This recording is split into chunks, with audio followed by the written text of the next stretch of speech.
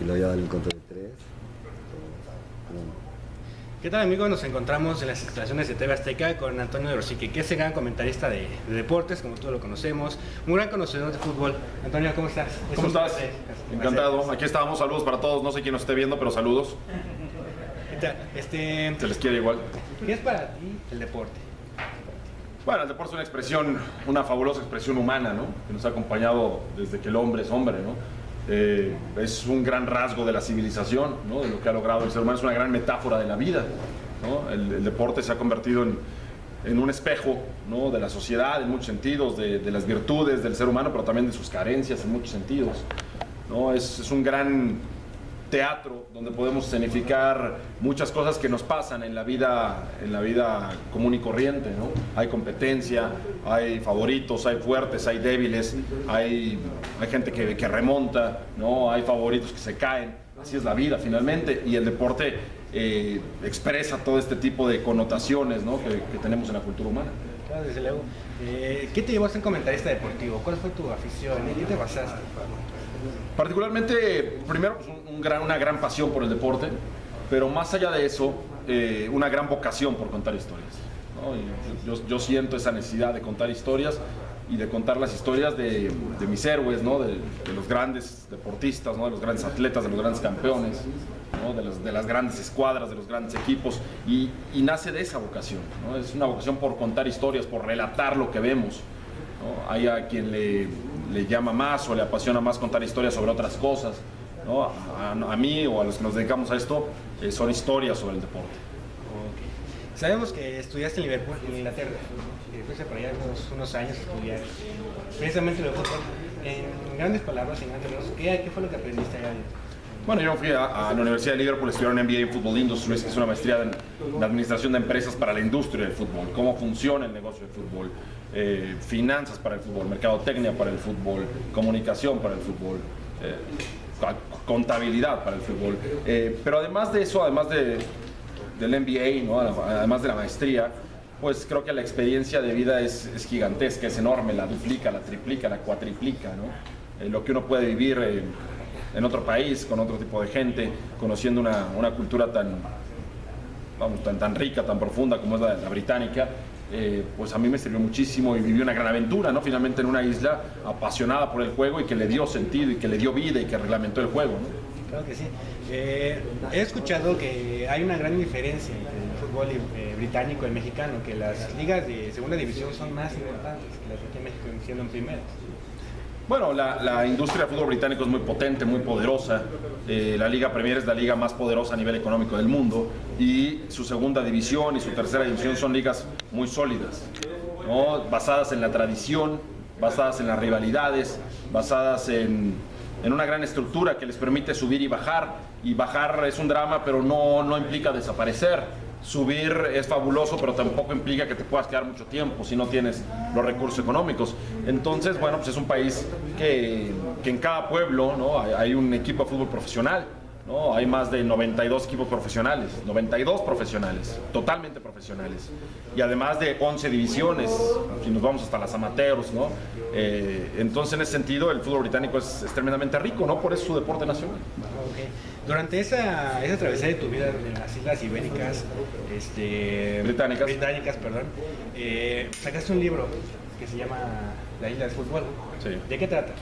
La Isla del Fútbol es un viaje a través de Inglaterra, a través del fútbol británico, a través de la Gran Bretaña, en el que en cada capítulo te vas deteniendo en una estación del tren distinta y te voy contando una historia diferente sobre un club de fútbol, sobre algún detalle de la cultura británica, sobre los pubs, sobre la música, sobre Wimbledon, sobre el rugby, sobre el cricket.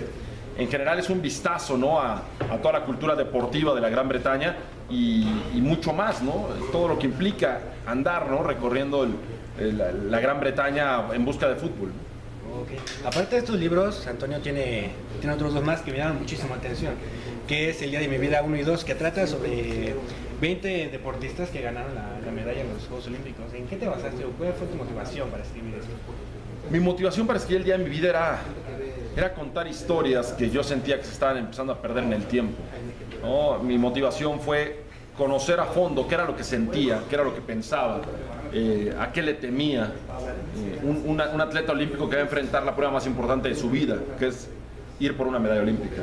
Un atleta olímpico se prepara toda su vida para ese día, para ese momento, para esa prueba, para ese instante en el que tienes que mostrar lo mejor. Y eso solamente pasa en un día y a una hora específica. Hay mucha presión de por medio. Yo quería saber cómo lo vivían, quería saber cómo se habían motivado, a quién le habían rezado, cómo se habían preparado, cómo habían comido, cómo habían llegado al estadio.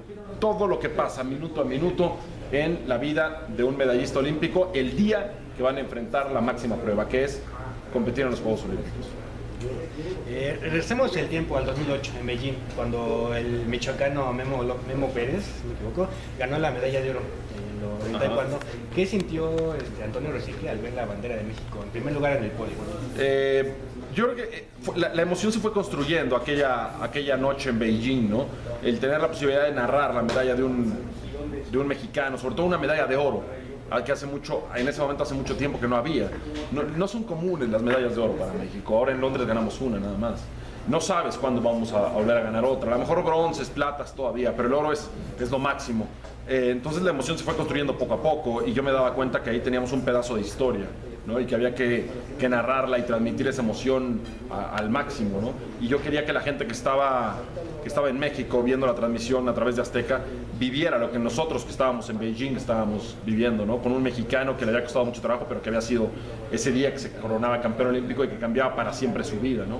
Entonces fue una noche muy, muy emocionante. Creo que para todo México una medalla de oro es muy especial, no se gana todos los días, y mucho menos un mexicano, alguien que representa con valor cada esfuerzo que hace. Antonio, regresemos a México, en Guadalajara 2011, los Juegos Panamericanos. Sí. Como cronista y analista de deportes, ¿tú qué piensas sobre los deportistas que participaron ahí?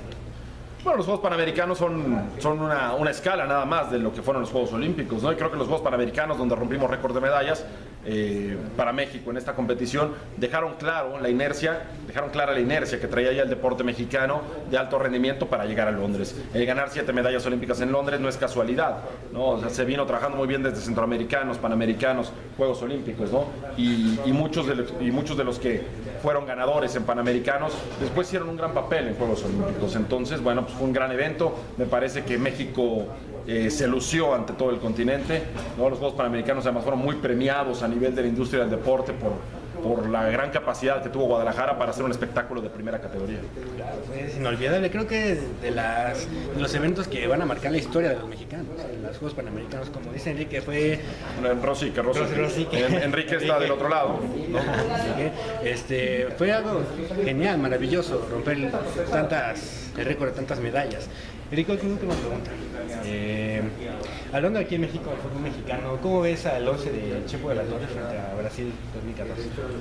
Pues el fútbol mexicano ha venido trabajando muy bien, de manera seria, con un proceso sólido, con una línea, ¿no?, que se va siguiendo, con un liderazgo. Creo que México puede llegar bien a la Copa del Mundo, tiene jugadores que han ganado a nivel sub-23, que han tenido buenos resultados a nivel sub-20, algunos fueron campeones mundiales sub-17, o sea, hay una buena inercia, hay una buena generación. Se ha amalgamado bien con experiencia. No quiere decir que vamos a ser campeones del mundo, pero ojalá que México pueda llegar a cuartos de final, ¿no? A cuartos de final y hacer un buen papel, ¿no? Con un estilo definido, que no haya tantas dudas en cuanto a cómo tiene que jugar México, sino me parece que el Chepo de la Torre ha dejado claro cuál es que tiene un estilo, que tiene una manera de ser, de jugar, de pensar, de sentir, y que ojalá que eso se pueda plasmar en Brasil. De verdad esperemos que México haga un gran trabajo. Rosique. Antonio, muchas gracias por esta entrevista. Muchas gracias. Gracias. Saludos.